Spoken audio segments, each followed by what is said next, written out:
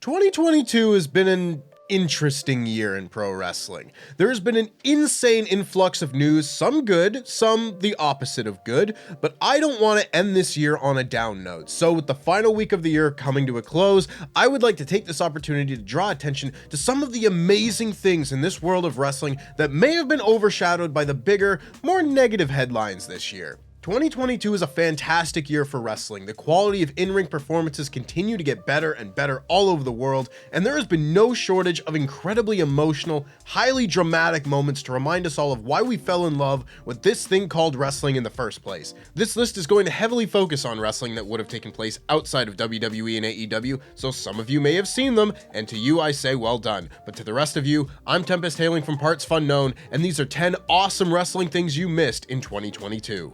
But before we get on with our list, make sure of course that you subscribe to partsFUNknown so you never miss a bit of fun wrestling content just like it. We've got plenty of end of year content all over the channel, so make sure that you check out our list of best pay-per-view matches, worst pay-per-view matches, best pay-per-views. Everything that you could possibly want in pro wrestling is found right here on partsFUNknown. Jam that jam, except actual matches because we can't do those because we'll get demonetized, but everything else, jam that jam.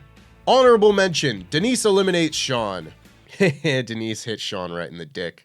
In case you needed more reason to believe that Joey Janela's spring break is indeed a ridiculous display and also a damn good time, here is friend of the channel and GCW announcer Denise Salcedo hitting friend of the channel and dirt sheet boy Sean Ross Sapp in the nads and eliminating him from the cluster battle royal. I do indeed love wrestling.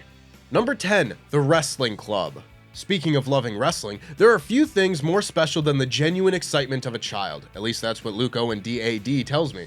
But if you have been around on wrestling Twitter, you will know that there is a very special group simply known as The Wrestling Club, run by Victor Taylor Perry, where a group of kids get to be shown some of the best wrestling of today and days gone by. The excitement from the kids is touching, seeing them all so invested in this thing called wrestling, getting to meet people like Sasha Banks, Keith Lee, Swerve Strickland, it's all just so heartwarming. Perry's a good dude, spreading the love of wrestling and helping to foster the passions of a bunch of middle school students in a way that I would have loved when I was their age. Number 9, Darby Allin offers Nick Wayne a deal.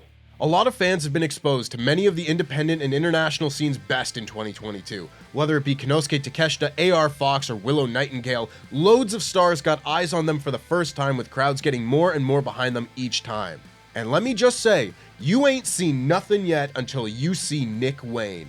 The teenage prodigy of the Northwest, son of Northwestern wrestling legend Buddy Wayne, Nick has already made a name for himself as one of the best there is on the independent wrestling scene, with unbelievable matches with the likes of Will Ospreay, Billy Starks, and so many others. This dude was born in 2005. And he's one of the most impressive wrestlers I have seen all year. And I must not be the only one who thinks that way, as fellow Northwestern star Darby Allin presented Nick with an AEW contract after Nick's match with Christopher Daniels in Seattle for Defy Wrestling. The pop when Darby's music hits is so cool, and then you get the moment Darby pulls the contract out to huge "you deserve it" chants, and you get one of the coolest indie wrestling moments of the whole year. Just wait until this guy turns 18. You AEW fans will really get to see something special.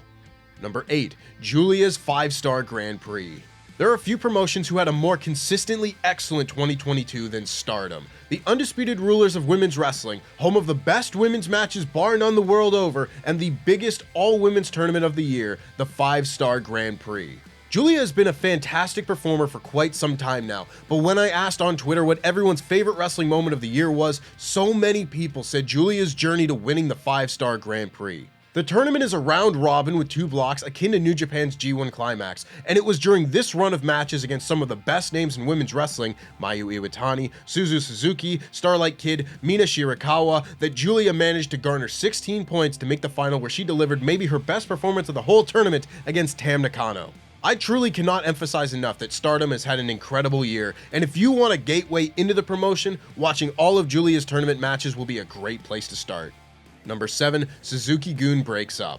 It's not often that you see a group so despicable garner such an emotional reaction from an audience. The most recent moment on our list, in December 2022, Minoru Suzuki revealed that after over a decade together, Suzuki-gun would all be going their separate ways at the end of the year. Suzuki-gun was never the top faction of New Japan Pro Wrestling or Pro Wrestling Noah. Honestly, much of the time their heelish antics detracted heavily from people's enjoyment of New Japan, but in more recent years, with the addition of Zack Sabre Jr., the vast improvements of Lance Archer and Taichi, and El Desperado's emergence as one of the best juniors in his division, the group has become more beloved than anyone could have expected. As such, in their departing addresses, you had Taichi and Miho Abe say their touching goodbyes. Minoru Suzuki, the murder grandpa himself, said they didn't need his help anymore, and together this group of villains rode into the sunset to search for new horizons. God damn, if I ain't getting misty-eyed just thinking about it. Number 6. Mina Shirakawa's emotional promo. I mentioned Mina Shirakawa a minute ago as one of the great opponents that Giulia had to face in her stellar 5-star Grand Prix run this year. However, maybe the most emotional moment of the year in Stardom has to go to Shirakawa herself. In 2022, Mina went from being the most likely to be pinned in her faction to one of the most over babyfaces in the company. How did she do that? Well, by being goddamn amazing for one. Her 5-star Grand Prix was filled with great matches as well, but the most incredible moment of her year came in the post-match promo following her match with Saya Kamitani.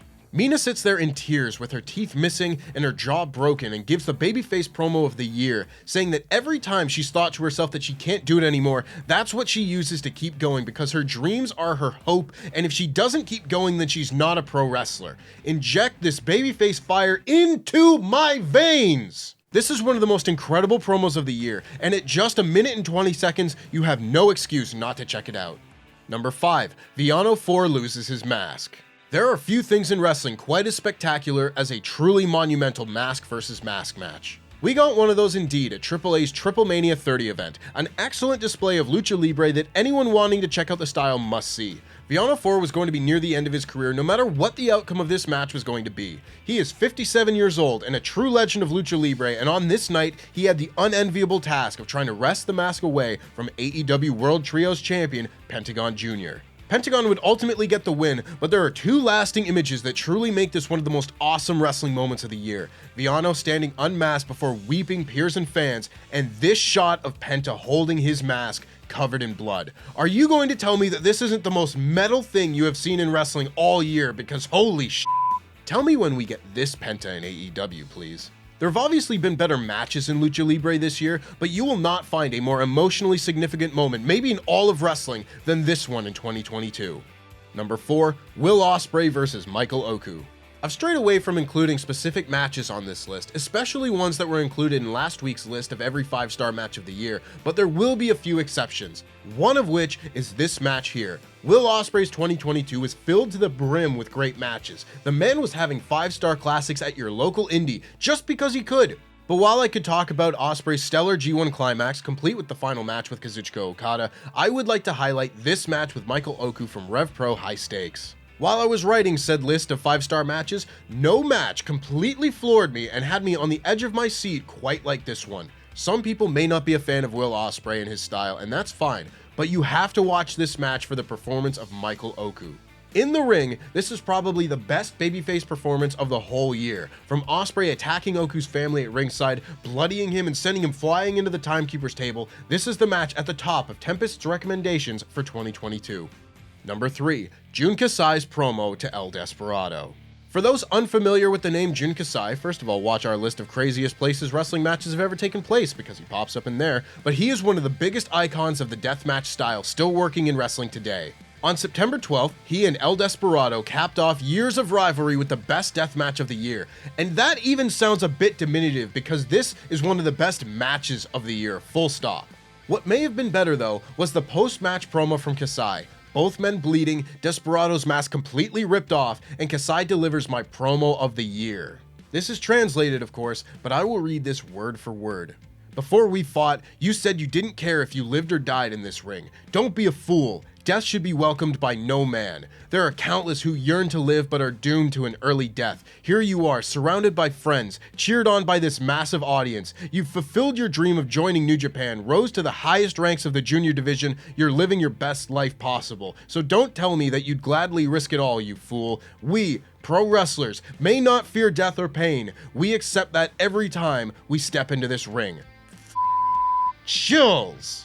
This promo to cap off this match is truly emotional and one of the best complete performances of the year. Anywhere, any style. Number 2. FTR versus Aussie Open. The other of two matches to be listed here is the tag match that people will probably have been the least likely to see, but absolutely must go out of their way to watch. FTR vs. Aussie Open was the featured match from New Japan Pro Wrestling's Royal Quest 2 from this October. As such, it aired on New Japan World sometime later, meaning you can go right now and watch this classic, and you will be missing out if you don't. FTR were by far the tag team of the year in 2022, and most people will point to their excellent trilogy of matches with the Briscoes and Ring of Honor as their best work. Rightfully so, those matches were indeed excellent, but that 2022 portfolio of theirs also included this gem, and you could absolutely make the argument that it is the best of all of them. The Briscoes matches featured a bit more plunder, tables, chairs, dog collars, and the like, but this was just a wrestling match between two of the best teams in the world. Some people might prefer the plunder approach, some people might like the more straightforward style, but either way you slice it, you have excellent FTR matches to always enjoy from 2022. Just make sure this one is one that you make time to see. And number 1, Speedball Mike Bailey's entire year.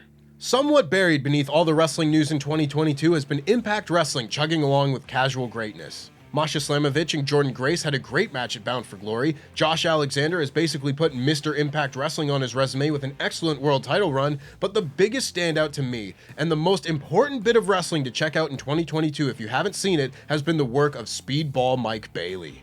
Mike Bailey was stuck for a long time not being able to wrestle on big stages because of the state of the world, but thank God that changed, because it doesn't matter if it was at your local indie show or a super indie or Impact itself, where he reigned for almost the entire year as X Division champion, you will not find a more consistently excellent wrestler in the world this year than Mike Bailey. This was perfectly exemplified by his hour-long match with Josh Alexander recently that could easily stand as Impact's match of the year, but Bailey's body of work has just been so stellar I cannot put my appreciation of his skills into words. He was in the main event of the only show I got to do commentary for this year, and he tore the roof off there too. If we're all lucky, 2023 will be another year of great things to come for Speedball Mike Bailey, but until then, something tells me you all have a lot of wrestling to catch up on from 2022.